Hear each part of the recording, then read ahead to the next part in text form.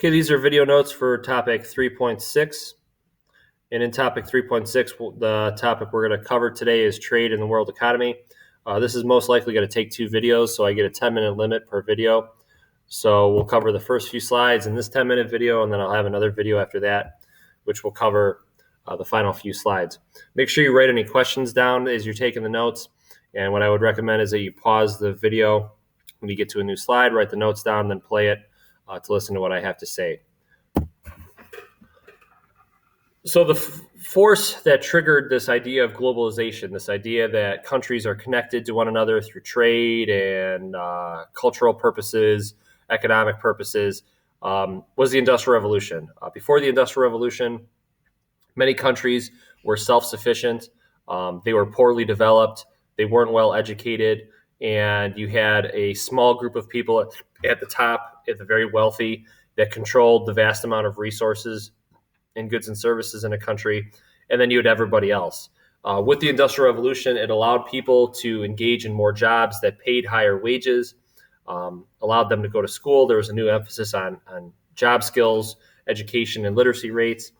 And this highlights some of the positives of the Industrial Revolution, but some of the negatives too that include the Industrial Revolution leading to more resource competition.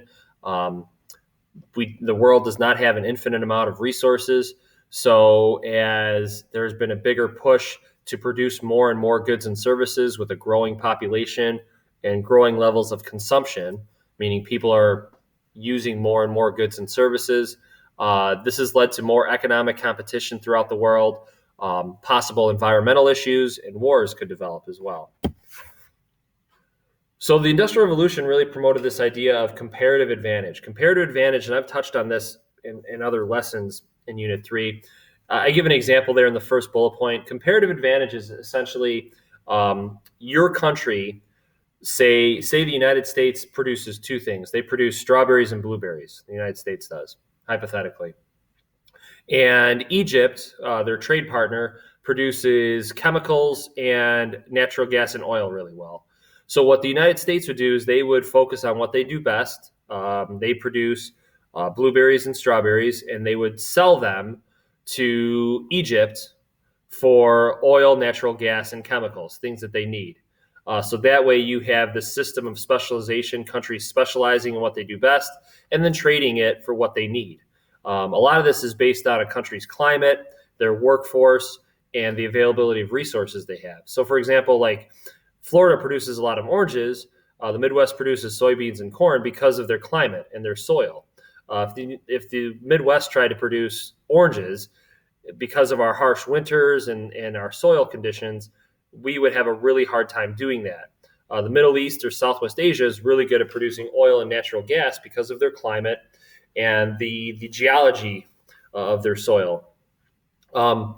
There's been a movement to create what are known as trade blocs. This is an example of supranationalism, which I think I mentioned in the next slide.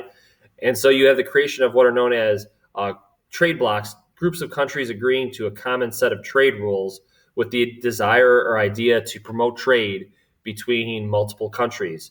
Some examples of this would be NAFTA, the North American Free Trade Association. That's a trade agreement that was created in the 1990s between the United States, Canada, and Mexico, essentially your 3 North American countries. The European Union is another example of this. There's very little trade barriers or tariffs between European Union countries. And then ASEAN, which is the Association for Southeast Asian Nations. Those are your Southeast Asian nations that come together to try and have common laws and rules on trade.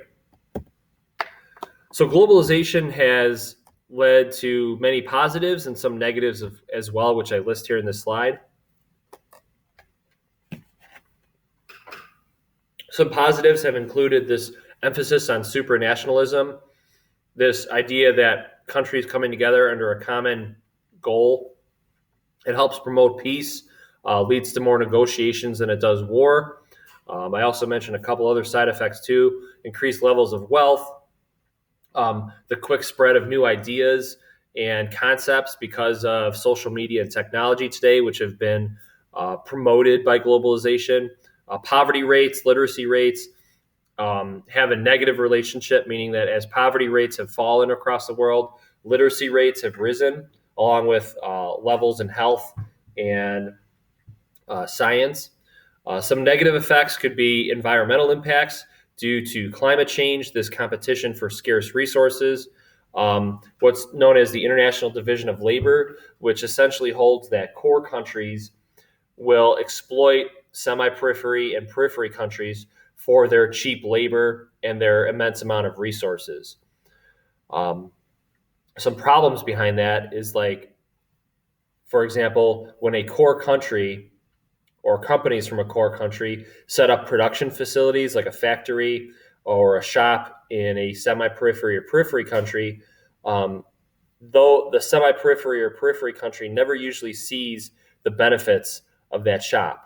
Workers do get jobs there, that's true, but the workers are paid lower wages, and usually the goods and services they produce are sold back in core countries. They're sold to consumers there, and they're not sold in these periphery or semi-periphery countries.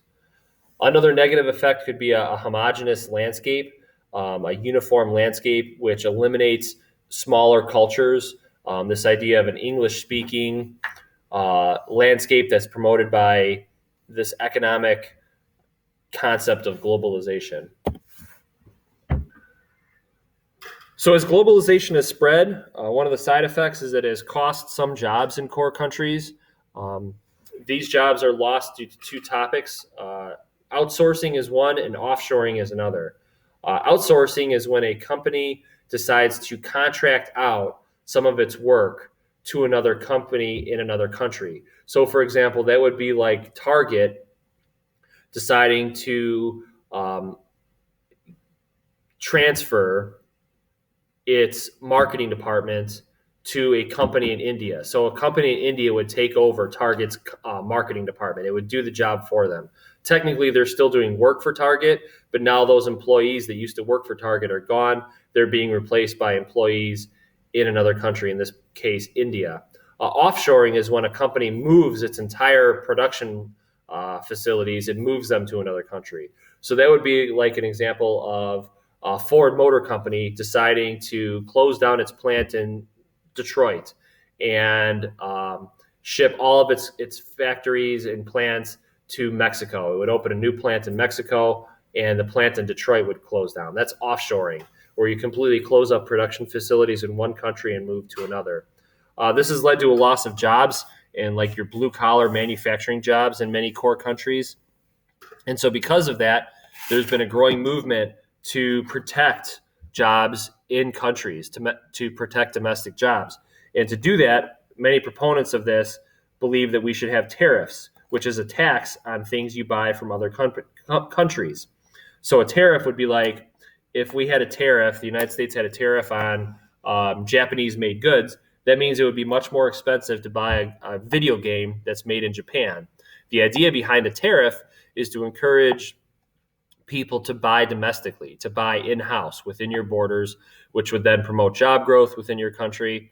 But some of the negatives of that could be higher price levels, because now things are more expensive, and less competition between businesses within your country. On the other end of this, on the opposite side of this, is free trade, which embraces globalization. Free trade supporters believe that there should be competition worldwide, and they're in favor of what are known as export processing zones. These export processing zones are located mainly near break of bulk points.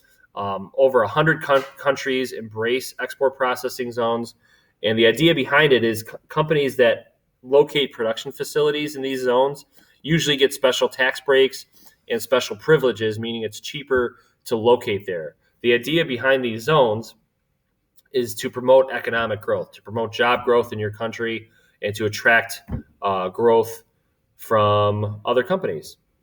So I'm coming up on my time limit here. I'm going to stop the video here. When we come back with video 2, we'll finish up the slides for topic 3.6.